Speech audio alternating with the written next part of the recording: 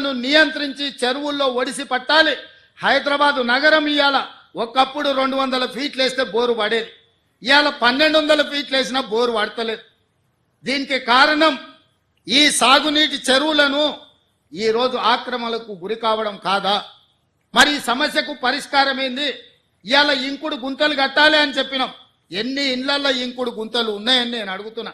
ఇవాళ అందుకే మా అధికారులకు ఆదేశాలు ఇచ్చిన, ఇంకుడు గుంతలు కట్టని ఇండ్లకు అనుమతులు ఇచ్చేది లేదు. ఇంకుడు గుంతలు లేని ఇండ్లకు నీళ్ల ట్యాంకర్ 2 అంతలు ఛార్జ్ చేయమని మా అధికారులకు నేను ఆదేశాలు ఇస్తున్నా. ఇవాళ వాతావరణం కలుషితం అయిపోయి హైదరాబాదు నగరంలో నీళ్లు అడుగంటిపోయి 2000 ఫీట్లు బోర్ వేసుకున్నా నీళ్లు పడని పరిస్థితి వస్తే ఈ నగరంలో ప్రజలు బతకలేరు. ఈ నగరం సర్వనాశనం అయిపోతుంది.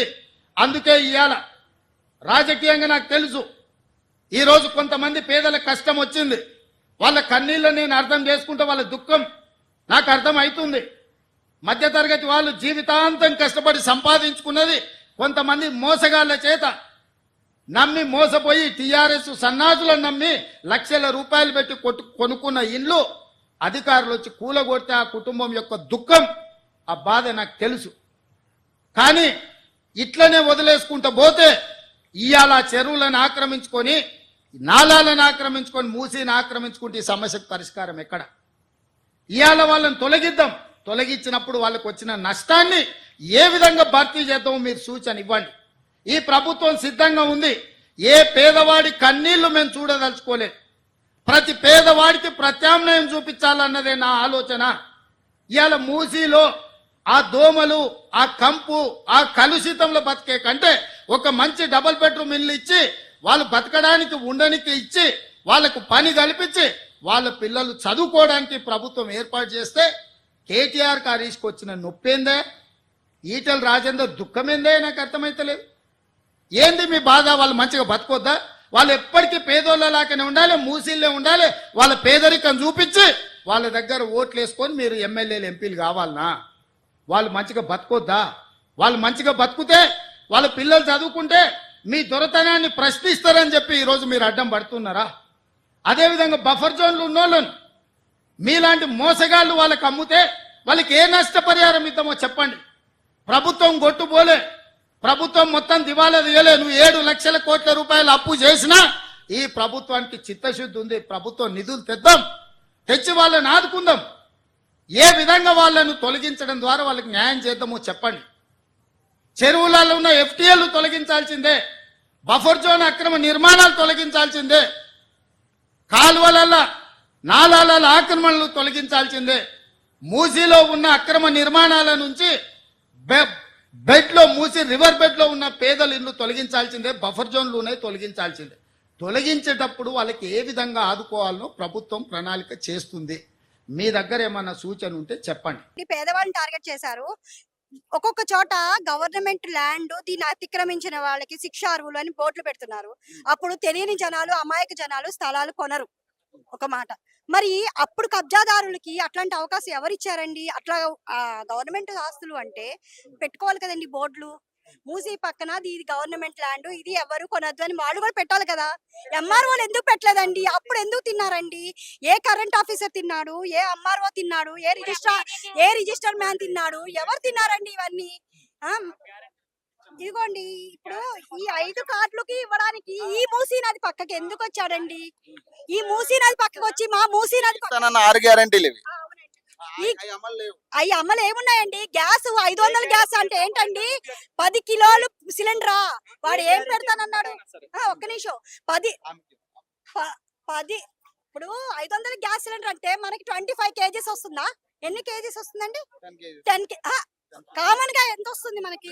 25 కేజెస్. నువ్వు 500కి ఇచ్చి నువ్వు కేజీస్ తగ్గించేస్తే మాకేం నువ్వు లాభం ఇచ్చావు? నువ్వేమి ఇచ్చినట్టు మాకు?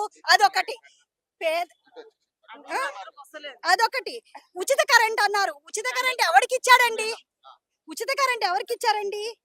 ఇది ఉచిత ప్రయాణం. ఇది ఉచిత ప్రయాణము పేదవాళ్ళకి. ఇక్కడ గిన్నెలు తోముకొని ఇళ్లలో పని చేసుకునే వాళ్ళు ఎక్కడికి వెళ్ళి బస్సులో చేయరు.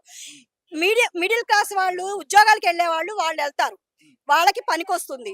ఎవరు ఉచితంగా ఉందని చెప్పి ఊరి మీద అడ్డగోలుగా తిరగరు. ఇది వేస్ట్ మాకు. ఇది 10 రూపాయలు చార్జ్. మహా అయితే 10 రూపాయలు 15 రూపాయలు ఈ ఛార్జీలకు ఆశపడి మా జీవితాల మీద కొడుతున్నారు.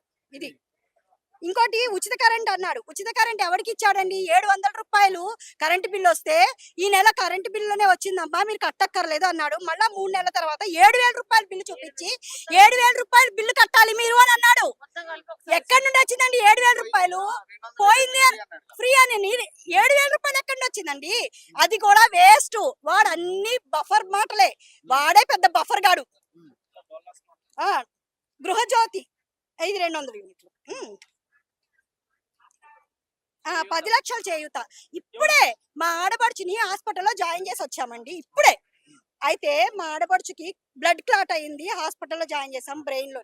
దానికి టెస్ట్లన్నీ డబ్బులు పెడుతున్నాము. ఖాళీ బెడ్కి ఒక్కటే డబ్బులు కట్టట్లేదు అంతే. ఐసీకి ఒక్కదాని కట్టట్లేదు. మిగిలిన ప్రతి ఒక్క టెస్ట్లు ఇప్పుడు పేదవాళ్ళు వెళ్తారండి, ఎక్కడి నుండి కట్టుకుంటారండి? 6,500 రూపాయలు 20,000 రూపాయలు టెస్ట్లు అయినాయండి ప్రతి టెస్ట్లకి. 20,000 రూపాయల టెస్ట్ మేము పెట్టుకునేలా అయితే మరి మేము ఇక్కడికి ఎందుకండి? ఇది ఎందుకండి? పేదవాళ్ళని ఖాళీ చేయించాలి. మరి ఇది కూడా వేస్ట్. మాకేమి ఇచ్చాడు? ఇది ఒకటి. ఏమండి ఇందిరమ్మ ఇల్లు ఎంత మందికి ఇచ్చాడండి? సరే ఇప్పుడు మా ఇల్లు పీకి నువ్వు ఇందిరమ్మ ఇల్లు ఇవ్వడం ఏంటండి? మేము సొంతంగా రూపాయి ఖర్చు ఒక ఇటుక రాయి పేర్చమనండి. న్యాయంగా సంపాదించి ఒక ఇటుక రాయి పేర్చమనండి. వాడు సరైనోడు. అందరు పేదవాళ్ళ జీవితాల మీద పడి వాడు కోట్లు సంపాదించుకోవాలని ఇండస్ట్రీలు కట్టి ఈ మూసీని సుందరీకరణ చేసి మా జీవితాల మీద వాడు వెలగబెట్టేది ఏమీ లేదు. ఖాళీ చేయాలన్నట్టుగా వాళ్ళు చెప్తా ఉన్నారు కదా, మరి ఖాళీ చేసేదే లేదు, ప్రసక్తే లేదు. మేమెవ్వరము ఖాళీ చేయము. మాకు డబుల్ బెడ్రూమ్ కూడా మాకు అవసరం లేదు. మేము ఖాళీ చేసే సమస్యే లేదు. ఎవరు వస్తారో రమ్మనండి. మేము సమాధానం కాదు, మేము ఎలా టార్గెట్ చేయాలో మేము కూడా చేస్తాం. పేదవాళ్ళని ఎలా టార్గెట్ చేస్తారో మేము కూడా వాళ్ళని టార్గెటే చేస్తాం. ఆయన ఖాళీ చేయమంటున్నాడు కదా, సడన్ గా ఖాళీ చేయమంటే ఎవరికి నోటీస్ ఇచ్చినో న్యూస్ లలో నోటీస్ ఇచ్చా చెప్తున్నాడు. అడిగిన వాళ్ళందరికి ఎవరికి నోటీసులు లేవు, డైరెక్ట్ వచ్చి అటాక్ చేస్తున్నారు అని కంప్లైంట్. అధికారులు వచ్చిర్రా మీ దగ్గరికి? అంటే మార్నింగ్ ఆఫీస్ సార్ వచ్చారు ఇట్లా వెరిఫికేషన్ వచ్చినాం, రాసుకుంటున్నాము, ఇంట్లో పోతే అంటే ఎందుకు పోతే మేము ఏం తప్పు చేసినాము? ఎన్ని సంవత్సరాల నుంచి ఉంటున్నారు? మేము ఇక 15 సంవత్సరాలు ఉంటున్నాం సార్. 15 సంవత్సరాల నుంచి ఉంటున్నాం. మీకు కరెంట్ బిల్లు ఉంది, అన్ని ఉన్నాయి మీకు గవర్నమెంట్. అన్ని వేయించుకున్న తర్వాతనే ఇల్లు కట్టుకున్నాను నేను. అన్ని పర్మిషన్ ఇచ్చినప్పుడు మరి నీకు ఇంత పెద్ద తెలివి ఉంది కదా, హైవే చేయాలి, పెద్ద హైవే చేయాలి, అది చేయాలి, ఇది ఉంది కదా, మరి ఎందుకు ఈ తెలివి ఎందుకు యూజ్ చేయలేదు? గెలవక ముందు ఎందుకు యూజ్ చేయలేదు? ఇప్పుడు పేదవాళ్ళు దొరికిరు అని చెప్పి యూజ్ చేస్తున్నావు. సరూర్ నగర్ సరూర్ నగర్ చెరువు ఇంత ఉంటే ఇంట్లో ఎంత దేశమంది ఉన్నాయి, మరి వాళ్ళ దగ్గరికి ఎందుకు వెళ్తలేవు? కొన్ని బిల్డింగ్స్ 15 అంతస్తు బిల్డింగ్స్ పక్కనే